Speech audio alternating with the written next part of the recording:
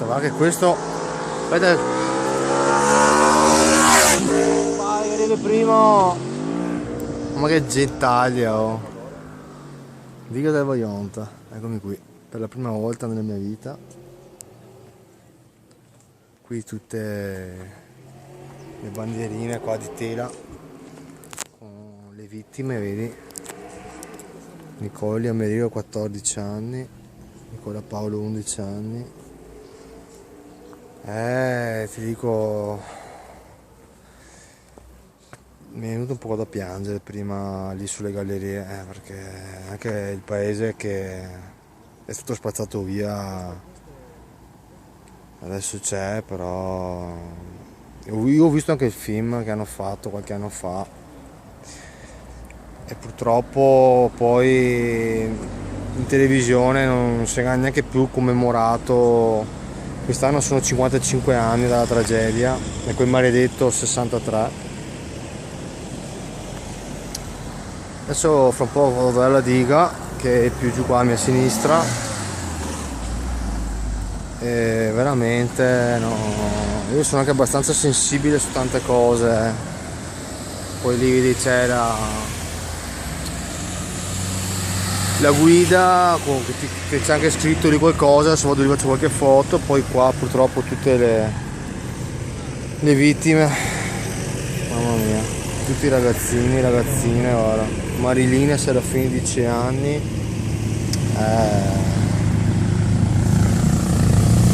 fa molto male vedere questa cosa, guarda. Sono una bimba mai nata. Mi viene da piangere, mi viene, scusate, ma mi viene da piangere, cazzo. Porca miseria, mi viene da piangere, guarda. 7 anni. Anche qua.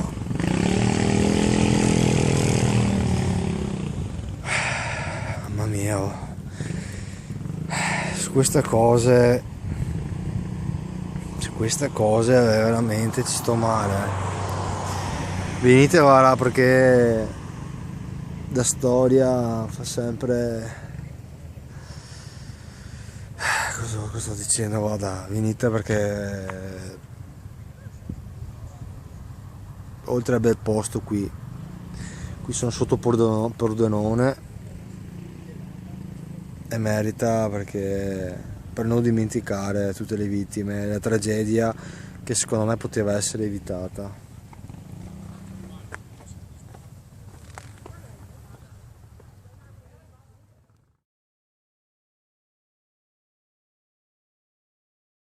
Questa è la diga, 50 metri di altezza, non fa neanche. Adesso proseguo, faccio delle foto, vedi? 8 ottobre 57. Qua vedi c'è il coso, Dio del Vaionta, schemi, tutte roba varie. Dopo ti farò vedere, dopo meglio. Mamma che struttura, ragazzi. Mamma che struttura, oh. Mamma mia. Ok. Grazie.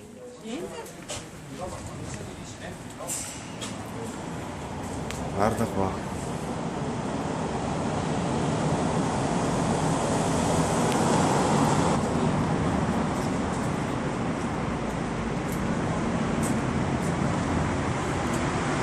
I nostri cari compagni scomparsi, gli amici degli uffici lavori. Ecco qui. Mamma mia, che altezza. Adesso vedrai il burrone.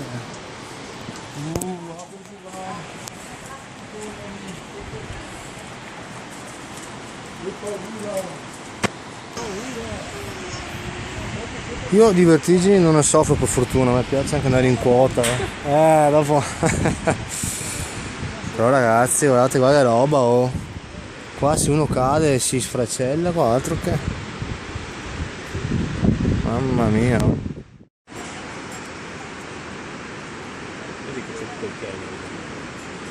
Guarda l'acqua che va giù.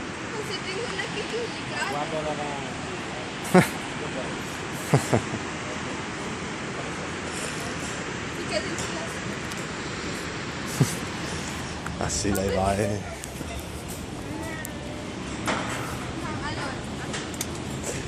La ragazza ha paura, oh, mamma mia, roba. Guarda lì l'acciaio lì, che roba.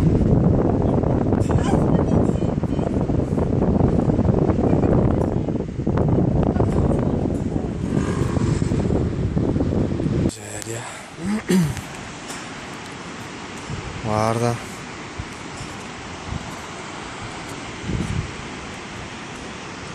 Guarda là, e là è Longarone. Mamma mia. Troppo qua d'acqua è uscita. Qua siamo altissimi qua, mamma mia.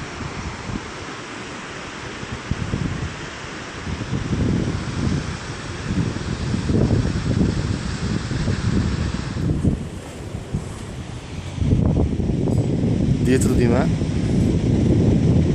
Sì, Master 62, diga ormai ultimata. Se ci voltiamo alle nostre spalle vediamo la parte di sommità che appunto è stata asportata, cioè quella della strada, vediamo, quindi sono state asportate di circa 3 metri di sommità di struttura.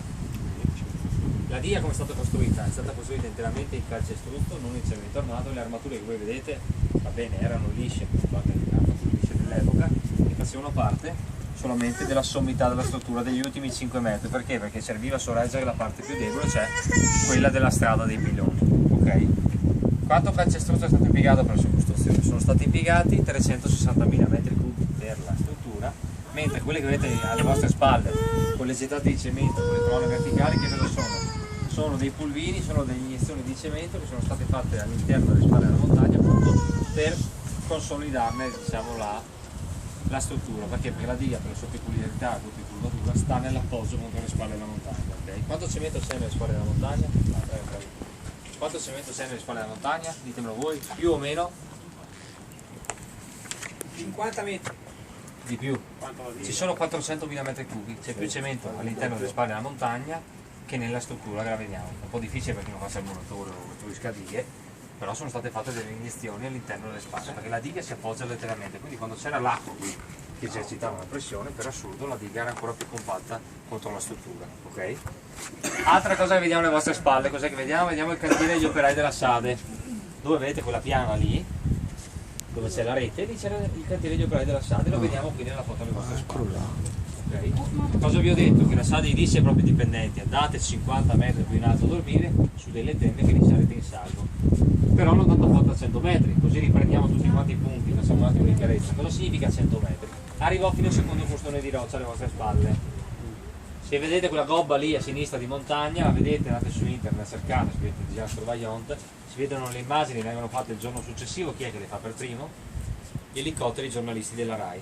Si vede quel costone lì di montagna che è desertificato appunto perché l'ondata ha spazzato via tutto. Altra cosa che vediamo sempre davanti a noi, che cos'è che vediamo? Vediamo la parete rocciosa, alta 300 metri, vediamo l'abitato di Casso. Vediamo quella casa lì che è stata costruita dopo il disastro, ma fa sempre parte dell'abitato. Da qui capiamo del perché geograficamente non sia stato colpito, ma appunto sia stato risparmiato per la sua altezza, per la sua posizione geografica. Altra cosa che vediamo qui in foto, cos'è che vediamo? Vi ho dato dei numeri, inizialmente vi ho detto un bacino conteneva 150 milioni di metri cubi, questi sono 150 milioni di metri cubi. Era un bacino che partiva in modalità molto ristrette verso la struttura, partiva a cono, man mano che arrivava verso la Valcellina si allargava, arrivava fino a una larghezza qua di quasi mezzo chilometro, ricordatelo che dopo lo vedremo. Altra cosa che vediamo molto bene qui, vediamo il Monte Toc. Vediamo che il Monte Toc, da questa foto qui c'era la neve, ma era una zona prevalentemente pulita. Perché pulita? Perché per gli abitanti di Casso e di Erto il Monte Toc era una zona, che cosa? Era una zona lavorativa. Avevano i pascoli, avevano il bestiame, avevano l'agricoltura. E lo vediamo in questa foto qui. Queste qui assolutamente non erano abitazioni, ma erano casere. Ok? Cosa vediamo? Questa qui mi dicevate voi prima, ditemelo voi. La frana di? Del 60, quanti metri cubi? 700.000. Qui è lunga di circa 3 km, sono 700.000 metri cubi che cadono all'interno del bacino. Arrivati qui, cosa vi ho detto prima? Cade questa, si inizia a intravedere una fessurazione a forma di M, quindi da qui cambia proporzione, tutta questa che vediamo qui, sono 250 milioni di metri cubi. La SADE dice se mi cadono all'interno del bacino, io cosa me ne faccio di un bacino di qua, che la corrente io la ricavo qua? Facile, creo questa condotta di bypass che passi da qui e arrivi fino a qui. La cascata che voi vedete e sentite alle vostre spalle, che cos'è? Non è altro che la condotta di bypass che è tutt'oggi in funzione, continua ad essere alimentata da che cosa? Dal torrente Vajont, dallo scioglimento delle nevi, chiaramente che dura fino a maggio, e appunto dalle piogge. Una condotta che parte da 640 metri sul livello del mare, perpendicolare, sfocia a 560 da questa parte. Quindi l'acqua sale in modo tutto naturale, scorre all'interno della condotta e fuori esce da questa parte. Capite che se non esistesse questa condotta, l'acqua dalla parte verso Erto continuerebbe a salire e prima o poi strariperebbe da questa parte qui, non nel passo Santo Svaldo perché è più alto di 100 metri. Quindi dopo il disastro hanno creato un prolungamento di condotta da qui a qui, ok? Altra cosa che vediamo qui, cosa vediamo? Cos'è? Cabina? Comandi. Si sporgeva di 5 metri, era 2 piani. Perché si sporgeva di 5 metri? Si sporgeva di 5 metri, quindi per tutta l'altezza della gola, quindi 260, perché vedevano a sinistra Longarona, sotto i loro piedi vedevano la base della diga, ma soprattutto da qui, cosa molto importante, vedevano tutto quanto il perimetro. Quindi era un dell'acqua. controllo Sì, sostanzialmente. sì. È una diga molto tecnologica. Ci spostiamo di qui, qui vediamo nel dettaglio di come è stato deciso di costruire a blocchi a conci. Perché a conci? Perché sa benissimo che ha meno perdite di tempo. Perché meno perdite di tempo? Perché un giorno gettano il calcestruzzo qui, qui e qui e qui, e il giorno dopo lo gettano nella parte più alta, quindi non hanno mai perdite di tempo in che cosa? Nell'asciugatura del cemento, del calcestruzzo, e soprattutto ne confluisce più stabilità. Se fossero saliti in modo omogeneo, la diga sarebbe sempre il taglio, si legherebbero male. esattamente. Si legherebbe di meno, avrebbe avuto chiaramente meno forza strutturale, ma ci avrebbero impiegato quanto per costruirla? Un anno in più, ok? E avrebbero dovuto farlo interamente in cemento armato. Perché questo? Non si dovevano mai fermare con le gettate di calcestruzzo, perché il calcestruzzo veniva prodotto a Longarone tramite teleferica, arrivava alle mie spalle, arrivava qui, e qui vediamo i cavi appunto che servivano, vediamo anche la ditta attorno, il nome, fino appunto per poter gettare all'interno. La SADE all'epoca, quando decideva di costruire una diga, metteva già in considerazione che cosa? Quante persone dovevano morire nella sua costruzione. Difatti, a settembre del 59, quando ultimarono la diga, si congratularono perché? Perché morirono 15 persone, cioè 5 persone in meno di quelle che avevano appunto considerato. Loro pensavano di circa una ventina. Quando una persona cadeva all'interno della gola, brutto da dire, è come se uno di voi si gettasse all'interno della gola. Io continuo la visita tranquillamente perché appunto per una questione di tempi, di soldi dell'epoca non bisognava mai fermarsi, ok? Quindi le gettate andavano sempre avanti. Lo vediamo anche appunto riportato nel film. Sfattami un mito, Vai. ferro dentro non ce n'è nemmeno. No, solo da in cima alla punta di cima. esattamente. Voi vedete, adesso voi vedete strutturalmente, vedete dei buchi all'interno della struttura. Qualcuno di voi sa che ci sono quei buchi, quelle fessurazioni? Drenaggio? No? Tutti quei buchetti che vedete quei quadratini lì. Sono dei ripari, no? No, perché? Per l'impalcatura, per salire. No, perché strutturalmente che cosa succedeva? Quando si decideva in tutte le dighe si creano queste fessurazioni qui perché? Perché è vero che noi decidiamo di costruire una diga, però dobbiamo anche già mettere in preventivo di per che cosa? demolirla, per- Esattamente, di dinamite. demolirla. Quindi quelle lì sono fessurazioni per poterla fare saltare, Capito? per poterla detonare. Metti la carica, poi ci saltare da dentro. Esattamente. Capito? Alla vostra sinistra che cosa c'era? C'era l'ascensore, Ah. l'ascensore che scendeva di circa di 150 metri. Però, Perché scendeva di 150 metri? Perché portava all'interno di queste grandi camerate. Che cosa c'era all'interno di queste camerate? C'erano le 2 turbine. Turbine che sono state completamente spazzate via, sono state appunto conservate, sono state spostate dove? Alla centrale di Nove vicino a Vittorio Veneto. La centrale idroelettrica che si trova al di sotto del Fadalto apre una volta all'anno, ci sono bellissimi mosaici all'interno, è possibile appunto vedere queste 2 turbine.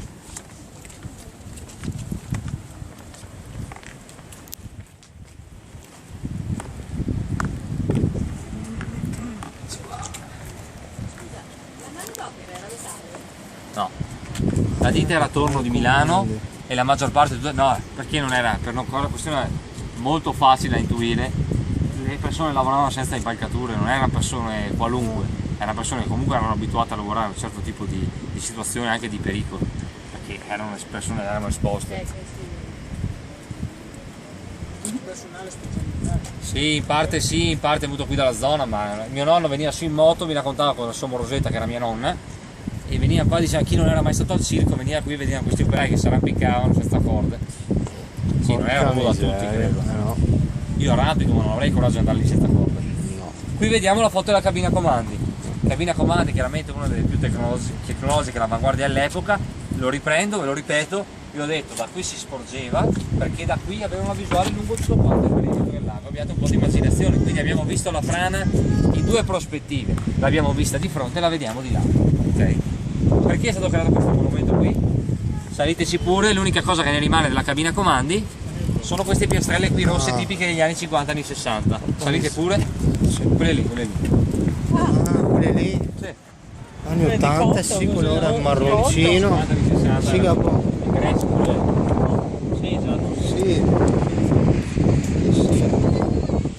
Ci sono alcuni locali anni 80 ancora abbandonati, le classiche piastrelle. Riscoprono per rimetterli di nuovo. Sì, per le risposte. Qui cos'è che vediamo molto bene? Vediamo molto bene l'abitato di Roma dove all'incirca un centinaio di metri quadrati. Dall'Ocarone Vecchio, dell'epoca, dove si trovava sul del fiume, in questo caso qui del piano. Quindi come voi vedete le prime case iniziano all'Ocarone Vecchio.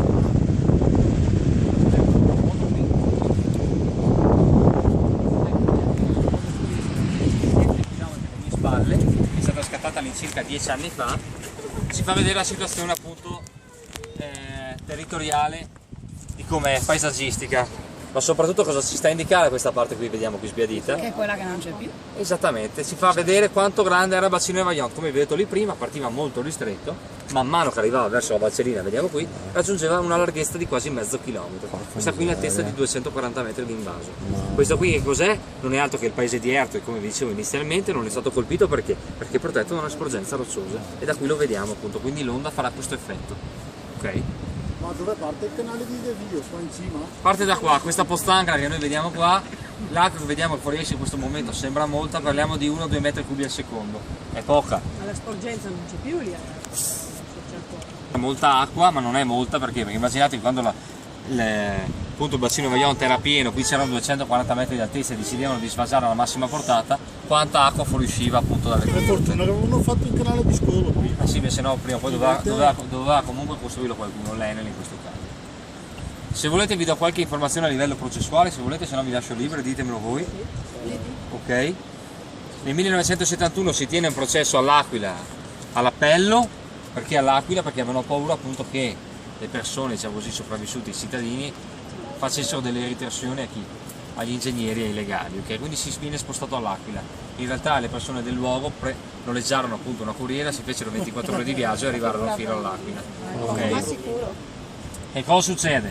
Vengono condannati 2 ingegneri, Alberico Biadene a 5 anni e Sensidoni a 3.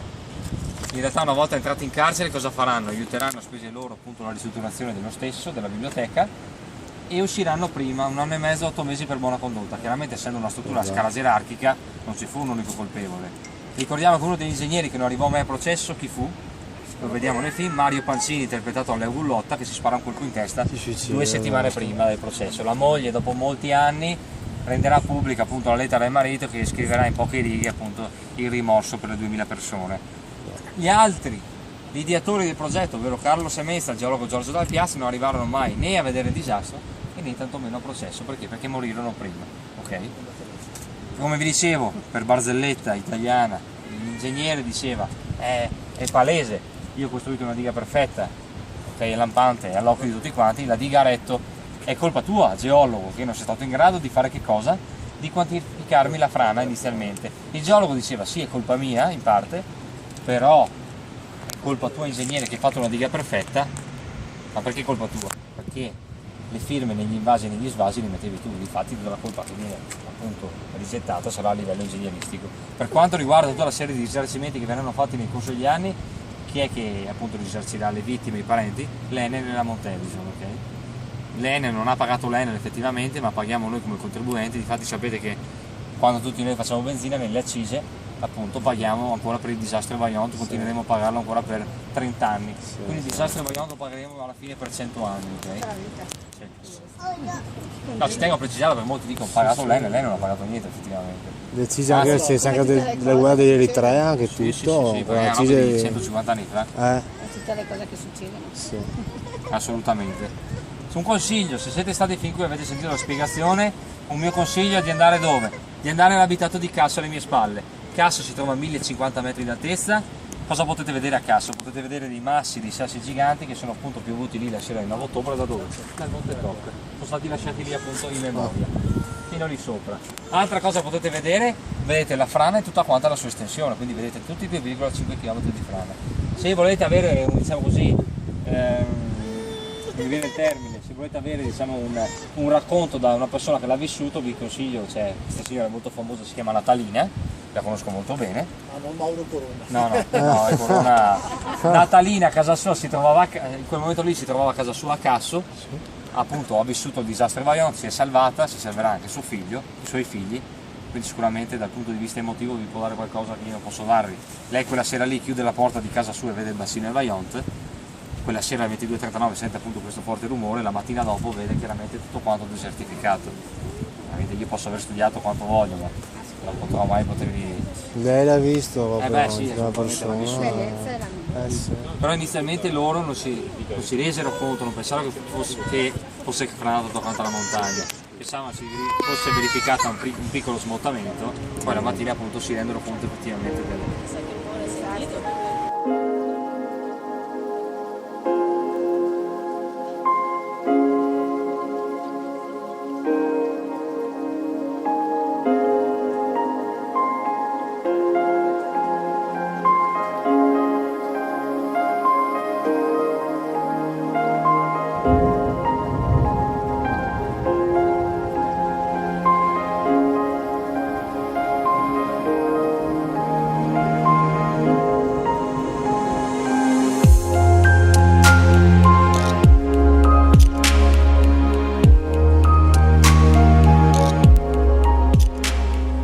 Ma siamo arrivati, che bello! Oh, ciao a tutti, sono un po' in condizioni un po' pietose, però siamo arrivati, eccoci qua. Oh. Ciao!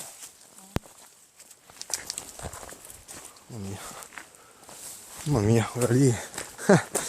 Siamo arrivati, che bello! Oh. Mamma mia, quelle due ragazze lì, oh. Giusta, giusta, dai. Mamma mia, ho dormito neanche no, neanche 3 ore ho dormito oggi. 160 km già fatti e siamo qua, guarda. Dove siamo qua? Non mi ricordo più il nome. Mamma mia, devo mangiare anche, devo. Guarda che bello.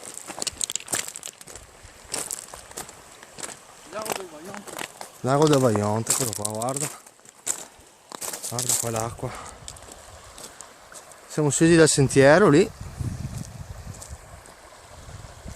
Guarda che bello. Mamma mia, guarda che giornata anche oggi. Prima ha piovuto e il tempo è buono, molto buono. I classici cumuli. Molto bene, molto bene. Domani si va al mare. Mamma mia, dalla montagna al mare proprio in meno di 24 ore si passa.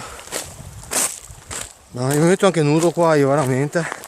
Ci sono 30 gradi, siamo a 1000 metri qua. Quanti metri siamo qua? Siamo a 1000 metri qua, no? Devo guardare il GPS, ma anche se il GPS non è proprio giusto.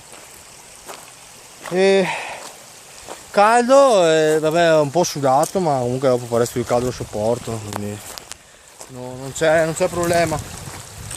Sono contentissimo, devo ringraziare anche mio cugino che anche lì Vajont, ti dico una cosa, un'esperienza che rimarrà per sempre nel mio cuore. Guarda qua, che bello! Poi mi butto in acqua io, Ah, quasi proprio. Ah sì sì, su 30 gradi ci sono. C'è anche 1000 metri al sole, la moto mi segnava 32, mi segnava prima. Per essere il 20 di agosto, guarda. Mamma mia, facesse così tutto l'anno sarebbe oro.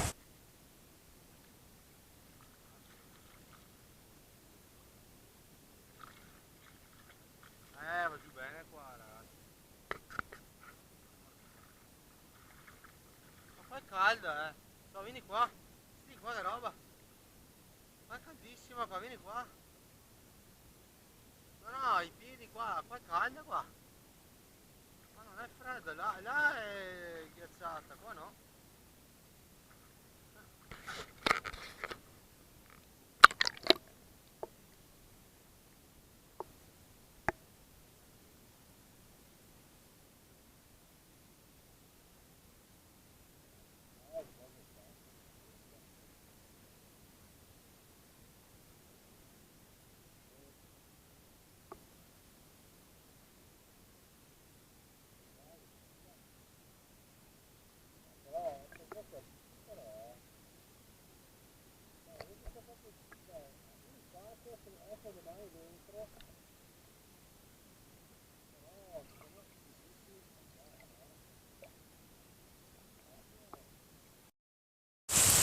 Un miracolo è perché siamo venuti dal mezzo del bosco col temporale, con una seta che ci è andata giù a pochi metri da noi. Io ho anche pregato prima, adesso siamo qua sotto una chiesetta qua. Io sono ancora nudo, ho preso l'acqua, guarda come piove ed è freddo. Ho fatto ora a mangiare e dopo sotto l'acqua del bosco un macello, guarda. Non è anche freddino, se mi vesto, mi saluto, mamma mia. E piove anche di traverso.